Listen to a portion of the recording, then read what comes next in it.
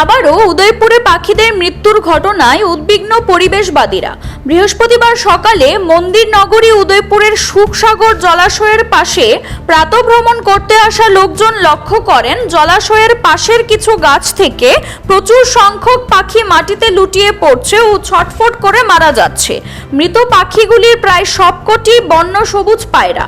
হঠাৎ করে এভাবে ঝাঁকে ঝাঁকে পাখিদের মৃত্যুর ঘটনায় উদ্বেগের সৃষ্টি হয় সাধারণ মানুষের মধ্যে।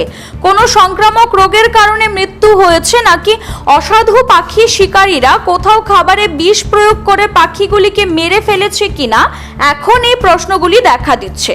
তবে বন দপ্তর বা প্রাণী সম্পদ বিকাশ দপ্তর যদি মৃত পাখিগুলোর ময়নাতদন্ত করে তাহলে মৃত্যুর প্রকৃত কারণ জানা যাবে। গত 2 বছর আগে উদয়পুরে বিষ প্রয়োগ করে বেশ কিছু পরিযায়ী পাখি মেরে ফেলেছিল একদল শিকারী।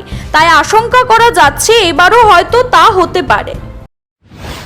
অ্যাকচুয়ালি দেখেন, আমরাও সকালবেলায় খবর পাই আইলাম, দেখতেছি যে গাছ থেকে পাখি চোখের সামনে দুপুর করে পড়তেছে, ওইরা সাথে সাথেই তারা মৃত্যু তুলে ধরলে পড়তেছে। কিন্তু নিশ্চয়ই আমার কাছে মনে হচ্ছে যে পাখিটার কোনো একটা হয়তো বা এরকম একটা ডিজিজ, এখন তো বাইরের পাখিও সেজের দিন অনেক আসে, কোনো না কোনো একটা কিছু হয়েছে যেটা হয়তো বা ওই ডিপার্টমেন্ট ডিপার্টমেন্ট বা প্রাণী সম্পদ দপ্তর যায় দেখে ভালো হইলো যে এটা কি থেকে হয়ে যাচ্ছে।